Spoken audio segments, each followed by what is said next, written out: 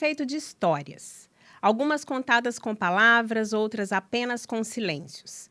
Há quem escolha estar no centro do palco sob os holofotes. E há quem prefira ficar atrás das câmeras, registrando tudo, capturando instantes, dando vida a memórias que talvez nem existissem sem o seu olhar. Mas e quando sempre quem contou as histórias se esquece de contar a própria? O olhar dela é preciso, sensível, quase cirúrgico. Não precisa de um grande equipamento, porque o que a diferencia não está na ferramenta, mas na forma como enxerga o mundo. O mundo que ela traduz em imagens, mas do qual, curiosamente, nunca fez questão de ser personagem. Ela já viveu vírgulas que mudaram tudo. Momentos que a fizeram perceber que era muito mais do que imaginava, que a ensinaram que força não está no que os outros veem, mas no que sentimos ao encarar a vida. Algumas dessas vírgulas a tiraram do roteiro planejado. Outras foram exatamente o que a fizeram entender qual era a história que deveria escrever. Neste episódio, você vai conhecer a história de uma mulher que entrou em trabalho de parto, dirigiu sozinha até a maternidade e ainda teve a presença de espírito para registrar o momento, acredita? Ela faz do celular uma ferramenta poderosa, mas, curiosamente, nunca usou essa mesma lente para contar a sua própria trajetória. Vamos falar sobre bastidores, sobre o que faz um conteúdo ter alma, sobre os desafios de empreender e sobre a curiosa contradição de criar para os outros e não criar para si. Porque toda grande história merece ser contada e talvez hoje essa história finalmente comece a ser escrita. Seja bem-vindo ao Vírgula, seja bem-vinda, Gê Soares. Obrigada, ai, amei, obrigada. Obrigada pelo convite. Tô um pouquinho nervosa, porque eu tô acostumada a ficar atrás da câmera mesmo, mas tô bem feliz com o convite, bem feliz mesmo. Obrigada. Você me emocionou já no começo. Eu jurava que não ia ter lágrimas. Gê, que bom que você tá aqui, que bom que você topou vir aqui contar essa história. Sim. A Gê tem contado histórias comigo aí quase toda semana, né? Sim. Só que é sempre a minha história. Eu falei, Gê, a gente tem que contar a sua história. Sim. Né? Uhum. E eu quero, para começar esse bate-papo, já te perguntar, quais foram, Gê, as vírgulas ou a vírgula que mais te marcaram e que transformaram a sua vida? Então, eu acho que eu tive duas viradas, assim, de chave que foram vírgulas, assim, bem acentuadas na vida. Uma mais pessoal e uma pro lado mais profissional. Eu acho que a principal delas, com certeza, foi a chegada do meu segundo filho, o Kalil. Ele tem 6 anos. E eu lembro que na época... É uma história boa essa. Na época que eu tive o Kalil, eu estava passando por um momento super difícil, assim, pessoal. Que eu vou tentar explorar mais a transformação dele do que o fato em si. Mas foi um período difícil, assim, de forma geral. Eu estava me sentindo frágil, com vários acontecimentos. A gravidez também é um momento mais delicado, né? Então, eu estava passando por esse momento. E quando faltava, acho que 2 semanas para ele nascer, eu trabalhava como CLT ainda, pedi para me afastar já da empresa, porque eu estava muito cansada fisicamente também. E ainda queria, agilizar algumas coisas do enxoval, comprar algumas coisas, enfim. E eu saí na sexta-feira do trabalho, entrei de licença na sexta-feira, e na segunda-feira eu fui comprar o restante do enxoval dele, na 15 de novembro, aqui em Curitiba. E eu acho que o esforço que eu fiz, porque eu bati perna do começo ao fim da 15, e eu acho que esse esforço fez com que ele viesse antes. E eu tava sozinha nesse dia, andando na 15, comprando o enxoval e tal, algumas coisinhas que faltavam. Comecei a sentir as dores, fui num banheiro, vi que tinha um pouquinho de sangramento e, pasmem, eu mantive a calma total, assim. E isso já foi uma coisa que me chamou a atenção, assim, de conseguir manter a calma. Tava dirigindo, peguei o carro e fui dirigindo sozinha pra maternidade. E ele tava, realmente chegando já, assim, tava muito próximo de nascer. E eu cheguei, fui sozinha pra maternidade, fiz meu internamento, liguei pra minha família, minha irmã foi me encontrar, que minha mãe tava com a minha filha mais velha, com a Lia. E o pai dele estava internado, tinha sofrido um acidente gravíssimo também uns dias antes. Então, muita coisa acontecendo ao mesmo tempo. E eu lembro, assim, de literalmente a chegada do Khalil ter tirado com a mão, assim, tudo que eu vinha sentindo, sabe? Aquela fraqueza, tipo, aquele sentimento de frágil que eu tava, todas as dores, os sentimentos, assim, as emoções que eu tava sentindo acabaram, assim. E é curioso, porque muitas mães falam isso, é super clichê, só que eu acredito que não seja nem pelo fato do Khalil ter nascido, assim, a relação mãe-filho, né?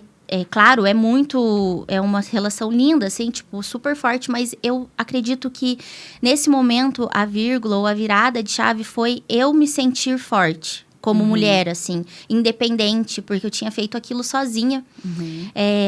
Eu lembro que no dia, eu peguei o celular, eu registrei, assim, não era... Eu ainda falo no vídeo, não é pra postar isso, é só pra eu ter o registro de que eu tô indo pra maternidade sozinha, dirigindo. Nessa época, você já trabalhava com as redes sociais? Já trabalhava nesse meio ou não? Eu trabalhava numa loja de uma skate shop, que foi onde eu comecei, na verdade. Eu tive o primeiro contato com foto, com rede social, mas eu era vendedora na loja. Então, tipo, a minha líder da época, né, que hoje em dia é minha comadre, inclusive, madrinha do Khalil, ela me deu o espaço, assim, pra eu crescer, tipo, criativamente. Então, tudo que eu fazia, tinha o apoio dela, ela super me ajudou. E eu consegui, eu iniciei ali, digamos assim, sabe? Essa parte profissional eu iniciei ali, porque eu tinha um espaço, eu tinha uma loja que eu podia pirar, assim, o que eu quisesse no Instagram, tipo, criar. Eu fazia produção também na época, produção de moda em conjunto com outros fotógrafos. Então, eu tinha uma loja, eu tinha uma maluca igual a mim, que era a dona da loja, a Adri, ela topava tudo e a gente fazia acontecer, emprestava carro, ia em lugares diferentes. Então, foi ali que eu iniciei. Mas eu entrei como vendedora. E, enfim, eu acho que foi, assim, o principal foi isso. Assim, eu me senti muito forte, muito poderosa, assim, e... Acho que o principal ainda é eu me sentir independente. E esse sentimento mudou tudo depois, assim. Me deu mais confiança, sabe? E tudo que veio depois foi diferente, assim. Você sabe que no primeiro episódio do Vírgula, que foi com a Carol Correia, uma das vírgulas que ela colocou foi o nascimento da filha dela também. E não tem como, né? A maternidade, ela é uma grande vírgula na vida de uma pessoa. Sim. E às vezes a gente fala, né? Tem aqueles ditados, tá tudo bem até a vírgula. E parece que a vírgula tem uma conotação negativa, mas na verdade não. A vírgula é um momento ali de pausa para dar continuidade. Sim. E a maternidade é uma grande pausa que a mulher dá na vida para dar continuidade. Total. E para iniciar uma nova história, inclusive, né? E não tem como. Eu percebi, enquanto eu estava... Não só quando a gente gravou o primeiro episódio, mas quando eu estava conversando com você sobre o briefing para fazer este episódio, eu estava pensando nisso. Falei, se me perguntassem quais foram as vírgulas da minha vida que transformaram tudo, certamente também tem a ver com a Bia e com a Betina, com a maternidade. Sim. E acredito que esse podcast vai ter muito disso, de maternidade, né?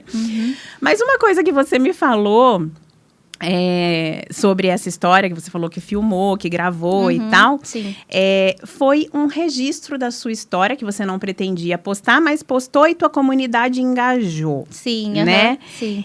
E aí, Gi? Porque... eu vejo, a gente já vai entrar na outra vírgula, mas eu não posso deixar de pegar esse gancho e te perguntar. Porque uma coisa que me chamou a atenção, deixa eu contextualizar um pouquinho aqui. Conheci a G há exatamente um ano, G. Sério? Agora está fazendo um ano, em janeiro. Em função de um trabalho que a gente fez, que a G atende o Jockey Plaza, e eu fui fazer uns vídeos lá para o Jockey Plaza. E aí, conheci a G e eu falei para a G assim...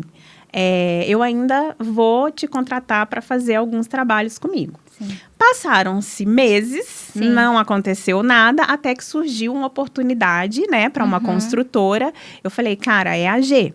Chamei a G. E nessa ocasião, enquanto a gente estava negociando, eu disse para a G uma coisa. Falei assim, não sei se você vai lembrar, G. Eu falei assim, G, o meu sonho é poder te contratar todos os dias para fazer vídeos diversos, publis, histórias, Sim. porque eu amo a questão do vídeo. Sim. E aí eu falei, só que eu ainda não posso fazer isso, porque eu não tenho nenhuma grande publi ainda para fazer, não tenho nenhum cliente ainda desse tamanho que sustente isso. E aí ela falou para mim assim, Vi, mas é aí que tá o erro, você tem que começar a fazer já. E isso casou com uma frase que eu ouvi uma vez e que eu te disse esses dias, Sim. que é, você precisa fazer hoje o que você quer estar fazendo amanhã. Sim.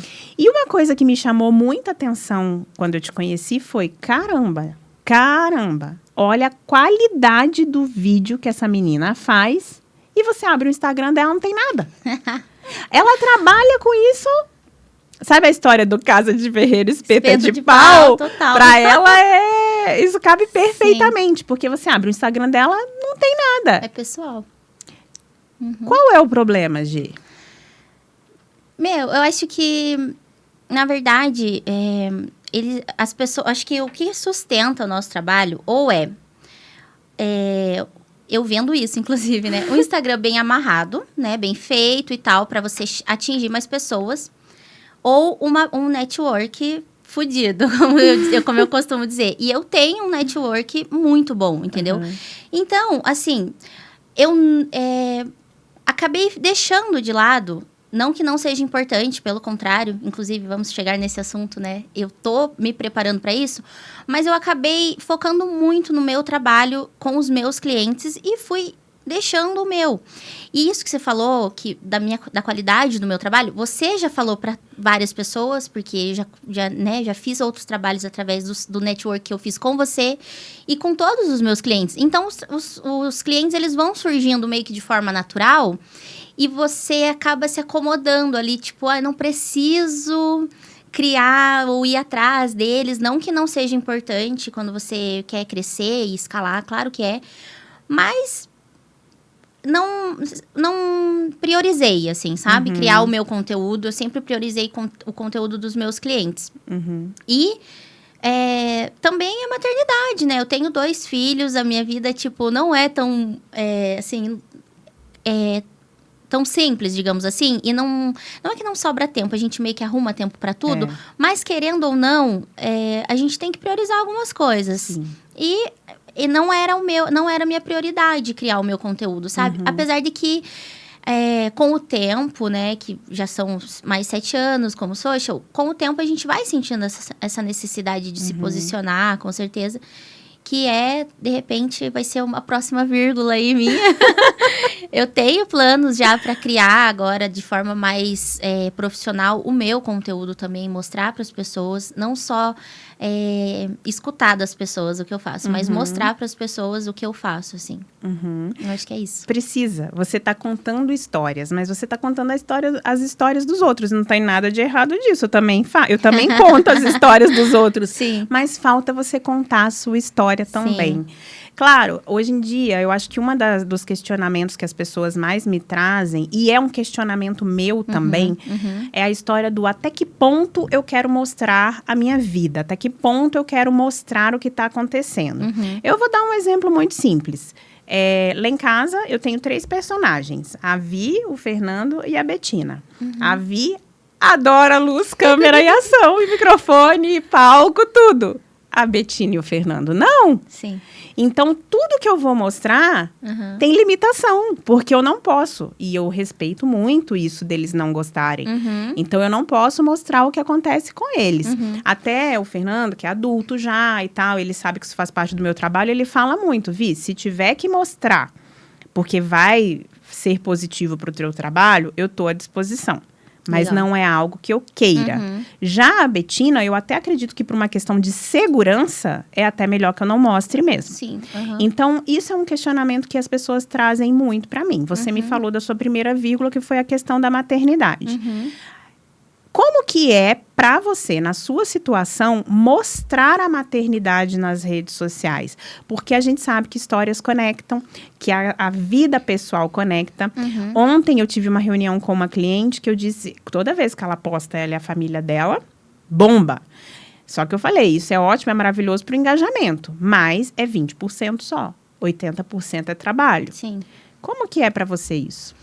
É natural, Vi. Eu gosto de compartilhar, apesar de que, como a gente estava falando, eu não mostro o meu trabalho e tal, mas compartilhar sempre foi natural para mim. Tanto que eu tenho um Instagram relativamente ativo, que é o meu pessoal, não é profissional. Isso.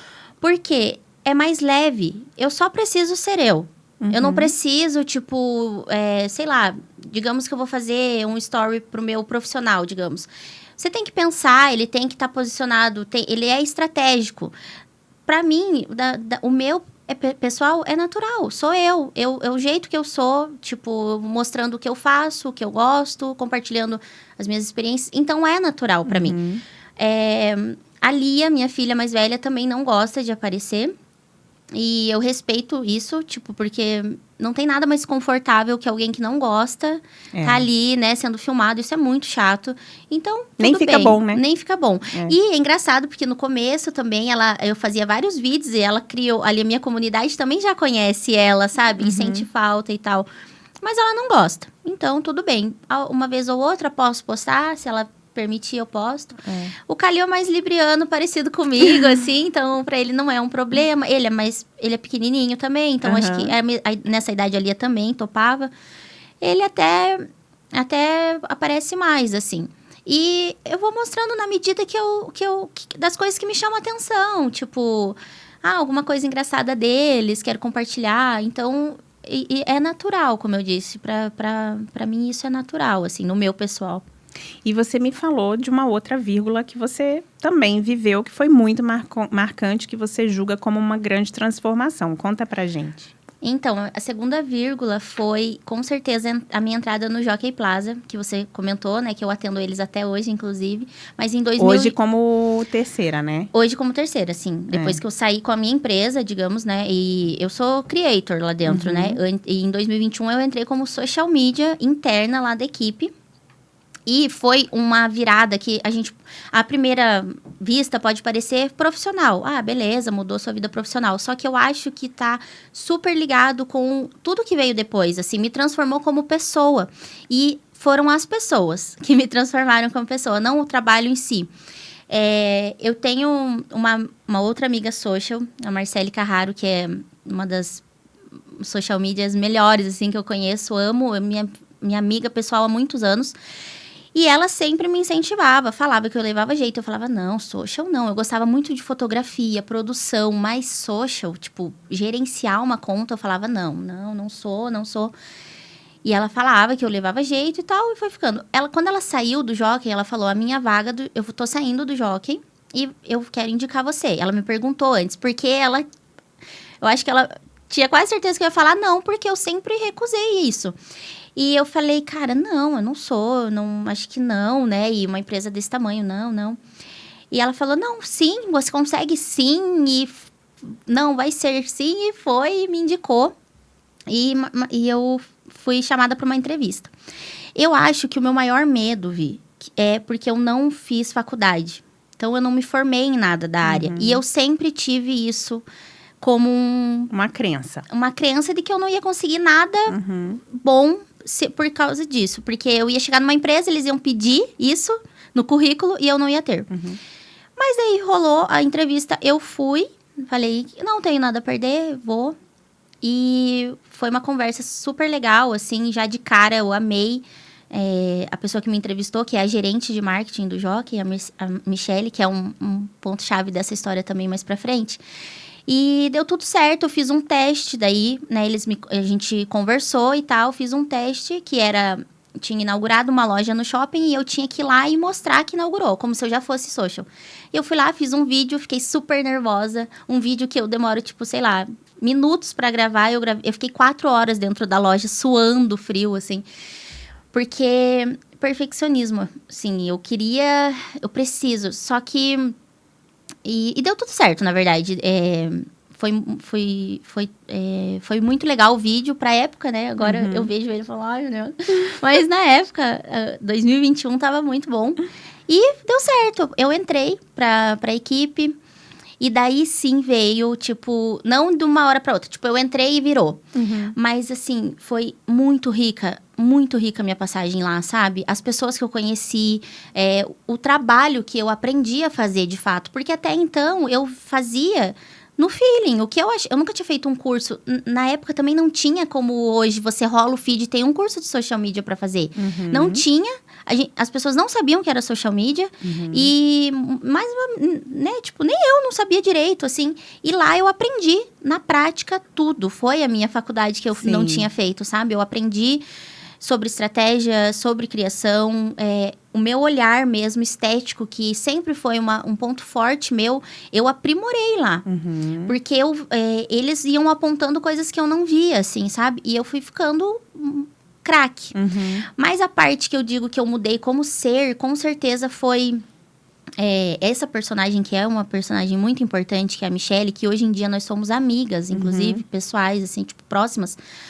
Ela era minha gerente na época, é gerente ainda do shopping e tal. Só que ela é uma pessoa que transformou muito, assim, a minha visão de várias coisas. Profissional, mas pessoal também. Digamos assim, que ela foi me preparando. Ela, no começo, eu lembro que ela recusava muitas coisas minhas, assim. Eu não entrei, tipo, craque. Eu era boa, mas eu não era craque, assim, sabe? E ela recusava muito. Eu tinha um problema com isso. E isso é um problema que gera problemas na vida pessoal também. Você não saber ouvir não de uma forma positiva. Você acha... Ela falava não, ou ela reprovava, né, não aprovava um trabalho, eu tinha que refazer. Eu pensava, meu Deus, essa mulher me odeia, o meu trabalho é um lixo. Sabe, esse síndrome de inferioridade? De levar pro pessoal também. Não entender que aquilo é uma questão profissional, exatamente. Né? Um feedback. E tá totalmente errado isso. Só que eu aprendi lá. Isso, entendeu? Até essa minha amiga Marcele mesmo falou. Uma vez eu falei, eu não vou ficar aqui, eu não vou conseguir. Ela detesta meu trabalho. E ela falou, Gê, não leva pro pessoal, não tem nada a ver com você. É o trabalho dela também. E quando a Marcele falou essa palavra, essa frase pra mim, virou. Eu falei, cara, sim. Então ela falava, tipo, faz assim. Tá torto, tá assim, tá assim. Eu fui fazendo e fui aprimorando o meu trabalho. E eu acho que porque ela, né? Muitas pessoas me falavam muito bem do meu trabalho também. Só que a Michelle, ela tem um posicionamento firme, assim. Então, quando ela fala, tipo, tá ruim. Tá mais ou menos, tá mais ou menos. Tá bom, tá bom. Então, você acredita no que aquela pessoa fala. Eu, por exemplo, sou uma pessoa que tem dificuldade. Se você me perguntar, tá bom? Eu fico...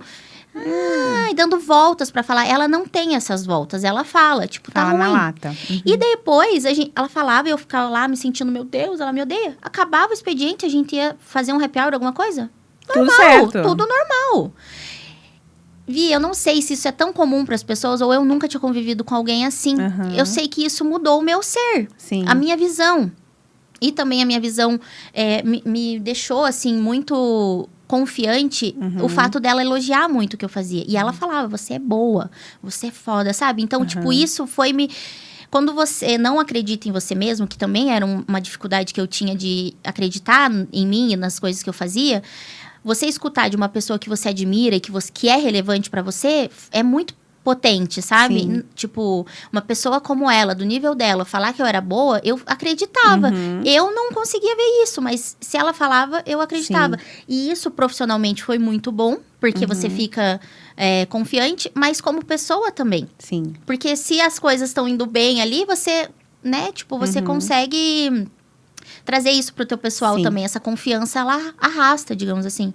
E acho que foi por isso. Eu sempre falo que a equipe toda, na verdade, de forma geral, tinha a coordenadora da época também, a Fernanda Rickson, ela era tipo o oposto da Michelle, mas igualmente importante. Ela era mais... Eu até me identifico mais com ela também, assim, numa questão mais gentil, de falar. A gente tinha uma estética visual muito parecida. Os valores dela, sabe? Você conviver com pessoas...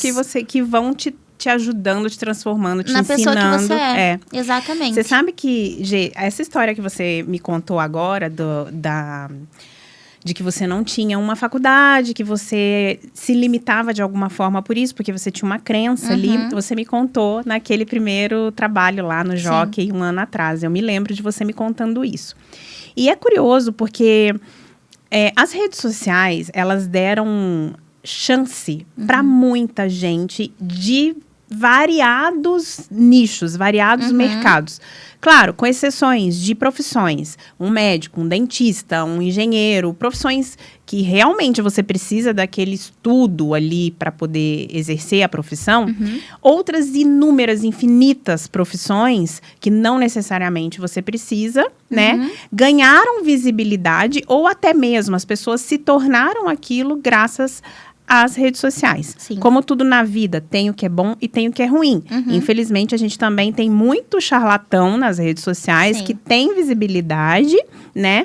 E que com isso acabam passando por por pessoas capazes, competentes para ensinar coisas que, na verdade, elas não são. Esses dias mesmo eu comentei com você de uma situação de pessoas que ensinam sobre conversas difíceis, mas na hora de ter uma conversa difícil, não tem inteligência emocional para lidar com isso. Total. Conversa difícil até a vírgula. Né? Sim. Mas, assim... por exemplo, um grande exemplo que eu acho que todo mundo conhece aí e que é uma prova disso é a Natália Beauty, né? Você sabe que eu conheci a Natália, eu conversei com a Natália antes dela virar a Natália. Sério? Ela tinha um Instagram chamado Belas Mães. Isso na época que eu tive a Betina, então coisa de 10 anos atrás, mais ou menos. Na época, eu seguia várias dessas blogueiras sobre maternidade e a Natália era uma delas. E eu quis fazer uma ação, uma vez, que era uma ação onde eu enviaria um presente para 3, que eram as minhas escolhidas. A Mirella Scioli, a Paula, do Planeta Paula, e a Natália. E eu entrei em contato com as 3, eu falei com as 3, pedi como que eu mando, umas tinha endereço, outras tinha caixa postal e tal. E a Natália, das 3, as outras 2, umas queridas também, inclusive eu conversei com as outras 2 sobre outras situações depois, mas naquela ocasião a que mais me atendeu bem foi a Natália, ela foi um amor comigo. E ela falava sobre maternidade, tinha nada, ela até acho que já tinha a questão da sobrancelha, mas ela não exercia ainda, não era uma coisa, não era o papo principal dela, né?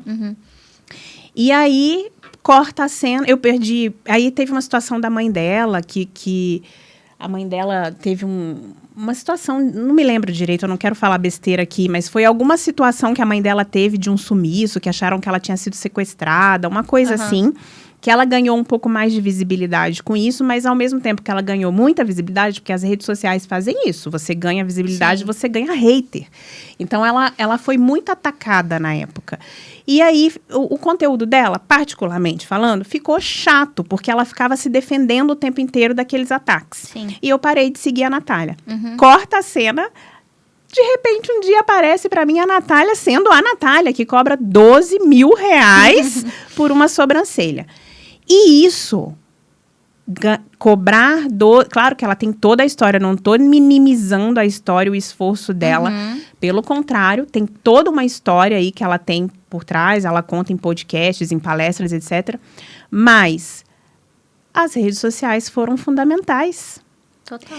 É uma pessoa que tem uma profissão mais técnica, né? Que é a questão de fazer sobrancelhas, que fez disso um super, acho que é pouco, né? Um império, um né? Império, Sim, né? sim. Uma pessoa que cobra R$12 mil para fazer uma sobrancelha e que é referência no Brasil de negócio, que tá entre os maiores, né? Então, assim, as redes sociais, elas dão essa chance, essa oportunidade para as pessoas. Então, a questão... Não estou aqui dizendo, pelo contrário, eu sou professora da graduação, eu sou professora da pós-graduação. Eu não estou dizendo que ter uma formação não é importante. O que eu estou dizendo é essa ferramenta que a gente tem nas mãos deu oportunidade para muita gente de ter uma profissão. Infelizmente, deu voz para gente que não presta também. Mas vamos olhar pelo lado cheio da coisa, pelo copo metade cheia, ela deu muita oportunidade. E eu acho que você é uma prova disso, né? E ainda, né, alongando um pouco o que eu estou dizendo aqui, mas que eu acho que cabe muito, É a história dessa ferramentinha aqui, né? Essa ferramentinha aqui, gente, tem gente que vai ver, por exemplo, as inteligências artificiais como uma ameaça, que vai ver o caixa de autoatendimento no supermercado como uma ameaça, que vai ver o carro que não precisa de motorista como uma ameaça, que vai ver a evolução como uma ameaça. Mas, na verdade, não. Quem sabe tirar proveito da evolução é que está cada vez à frente, que vai melhorar cada vez mais. Sim. Então, hoje em dia, tem espaço para o videomaker. Inclusive, a G uma vez me explicou, ela não se apresenta como videomaker porque ela vai com o celular, ela é mobile, né? Sim. São vídeos diferentes. Mas propostas diferentes, mas na minha opinião o seu tem muito mais a linguagem das redes sociais. E aí aproveita quem quer aproveitar e quem sabe aproveitar. Aí, né, Vi? O mercado tá aí, eu acho que é questão de estratégia, na verdade. A gente já conversou sobre isso também, né? Depende muito da finalidade do vídeo e tal, mas... olha, pasme, eu e as minhas neuras, né? Isso também era um problema para mim no início. Usar o celular. Quando eu falei que antes eu fazia fotografia, eu já fiz ensaio com o celular. Eu fazia. Porque eu tenho...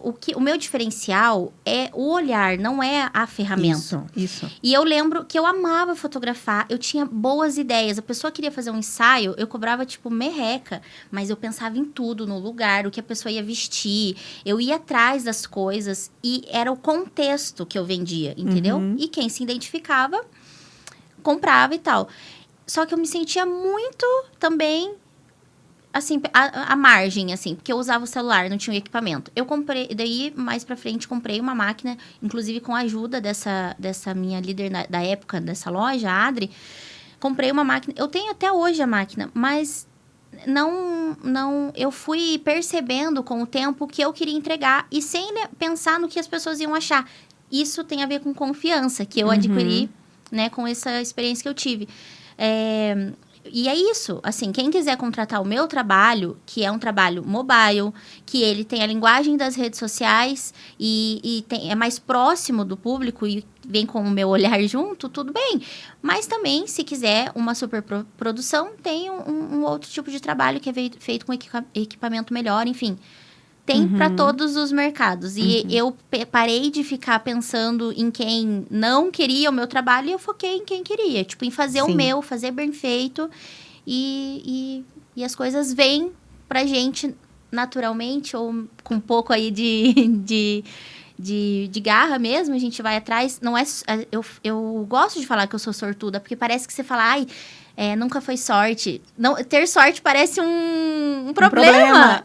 Cara, não, eu me sinto uma pessoa de sorte, assim, porque eu vou de encontro com coisas muito legais, mas eu aproveito muito bem também essas chances que eu tive. Eu agarro com as mãos, com as pernas, com tudo, e aproveito o máximo. Então, acho que eu concordo. uma questão. Eu vou falar uma coisa totalmente fora de contexto aqui agora, mas eu concordo plenamente. Sabe que meu noivo, Fernando, e a gente tem um símbolo, que é o trevinho de 4 folhas. Ah, eu tenho um trevinho aqui. Eu acho que eu já te contei essa história quando eu vi seu trevinho, não sei. Mas vou contar agora pra audiência aqui, que eu não dei nome ainda para essa audiência, hein? Nem sei se vou dar.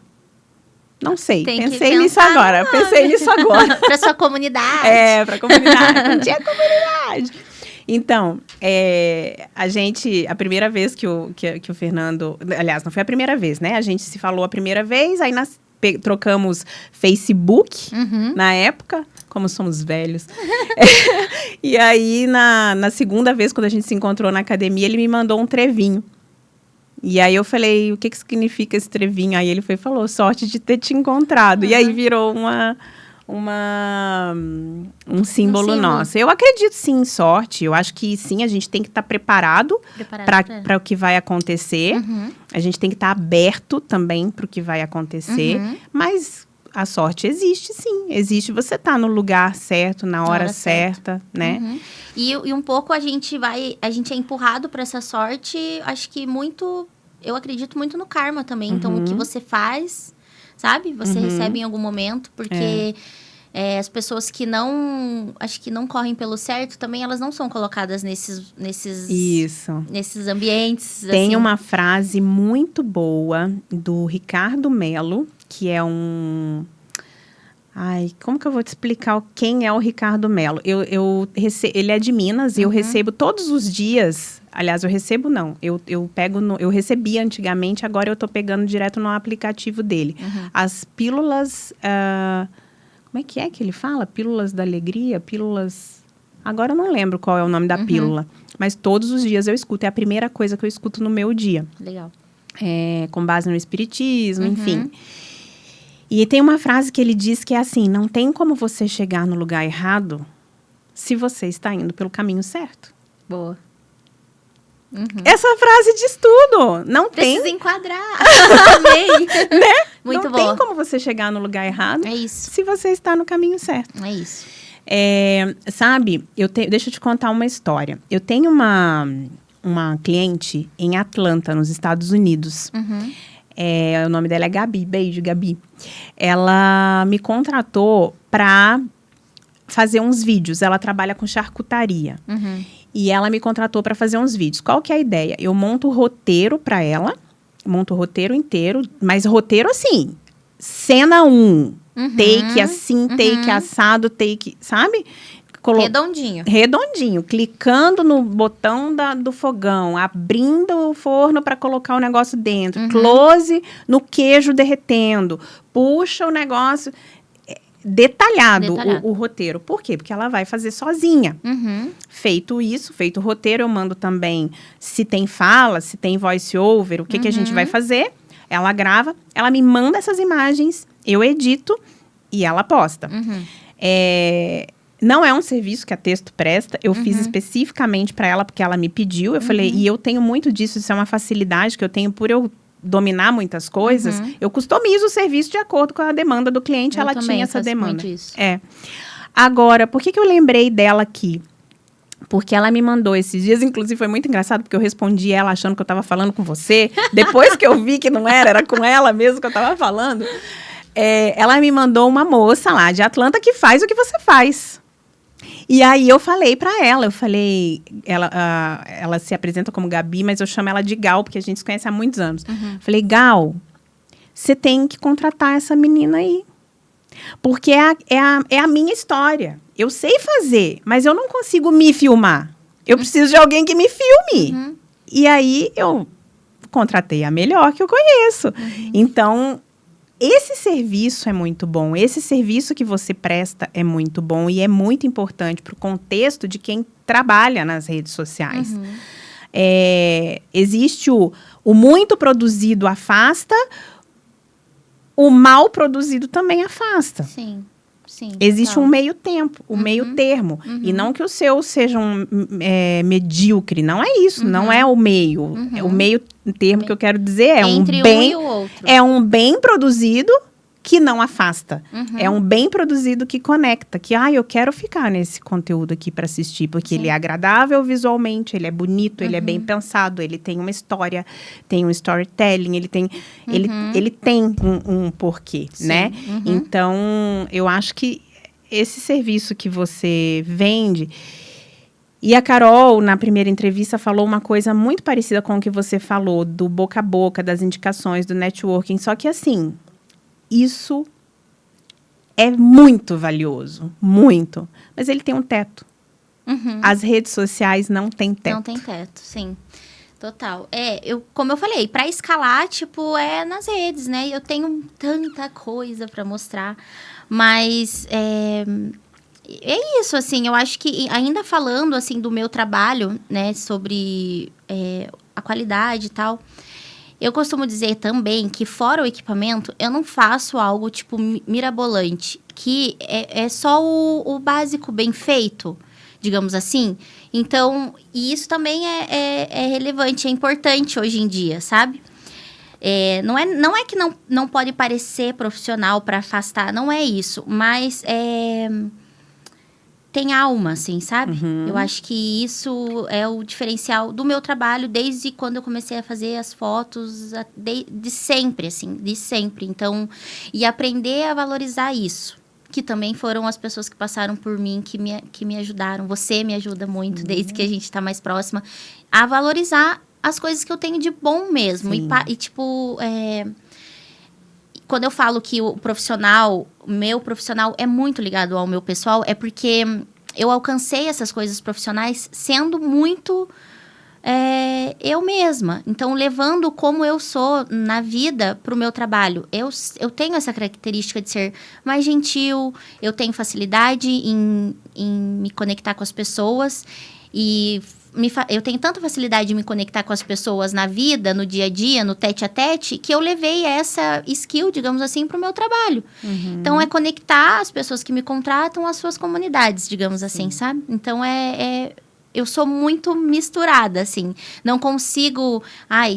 CPF, CNPJ à parte, assim. Tem muita gente que prega isso, né? Mas eu acho que a diferencial do meu trabalho tá justamente nisso, assim. Eu consegui ser o máximo do CPF, sabe? O máximo de mim nas minhas produções, nos meus trabalhos, nas minhas conexões.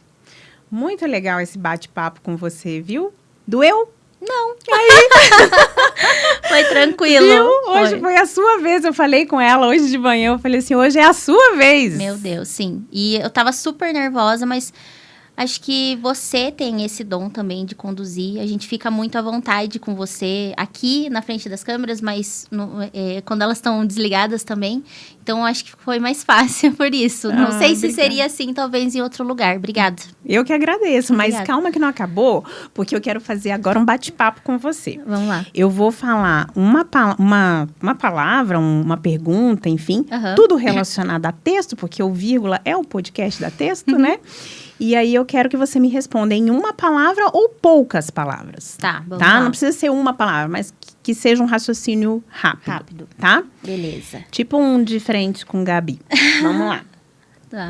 Uma palavra. Autenticidade. Uma exclamação. Difícil.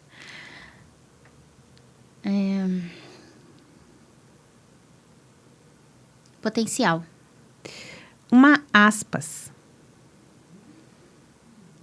Fácil. Boa. Um ponto final. Ai, Algo que acabou e não tem mais, né? não tem mais, você não se arrependeu, né? Não vai voltar atrás. Relacionamentos. 2 pontos. Ai, filhos. Uma reticência.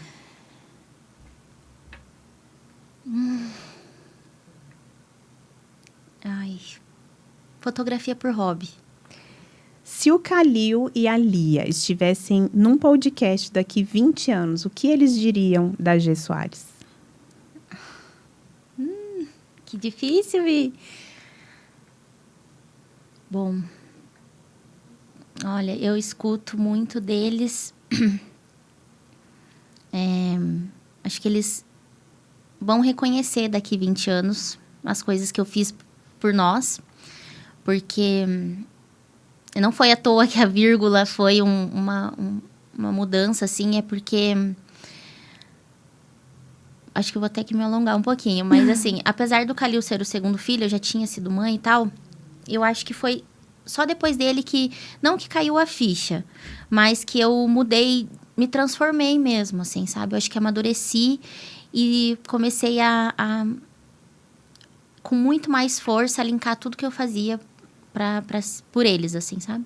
Então, acho que daqui 20 anos, hoje, eles são muito pequenos ainda, mas a Lia, que tem 11 anos, ela já reconhece. E ela sempre exalta o que eu faço por nós, assim, e eu fico muito grata. E acho que eles vão me agradecer. Que bom. E vão sim. O que vem depois da vírgula, Gi? Ai, depois da vírgula vem uma pessoa muito mais forte e confiante. Obrigada, viu, por ter vindo. Eu que agradeço. Deixa eu te contar que esses dias você me perguntou assim, que cor que você tá se sentindo hoje, Vi? Eu falei, que pergunta é essa? Eu falei ainda, não, desculpa a pergunta de louco, né? Mas eu te respondi que eu tava me sentindo num dia azul com muitas manchas amarelas, não foi? Foi. E depois eu te expliquei que eu disse isso porque eu tava sentindo um dia ensolarado. Para mim, um dia ensolarado é um dia feliz. E eu tenho uma frase que eu sempre digo quando eu te encontro, que é dia de gravação é dia feliz. E eu escolhi por algum motivo que eu não sei te explicar, porque eu não fiz nenhuma pesquisa, nenhuma psicologia das cores, nada disso. O amarelo pro vírgula. Boa. É uma cor que eu gosto. E no amarelo, uma das cores que mais me chama a atenção é do girassol. Sol, luz. E que eu já quis, inclusive, um dia eu conto essa história, fazer uma tatuagem de girassol. Você já viu, né? Ah, não! Gente, eu não lembrava, eu já vi sim. Sim, eu tenho um girassol. Eu amo girassol, amo. Então, ó, esse é um girassol com uma mensagem pra você, que Ai, depois linda, você obrigada. lê. Eu amo girassol real, gente. Ele vai ser um símbolo do vírgula, Sim. né? Porque, não sei porquê, mas é porque é uma flor que me encanta, é uma cor que me traz coisas boas. Sim. E eu estou muito feliz que você está aqui hoje. É o 2º episódio, gente, mas é o 1º dia de gravação.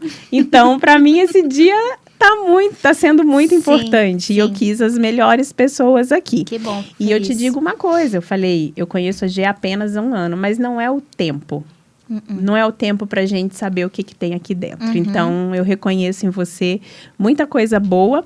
E eu já falei atrás das câmeras e falo agora na frente delas que tem muita coisa boa para acontecer com a gente. Eu sinto, eu sei que tem.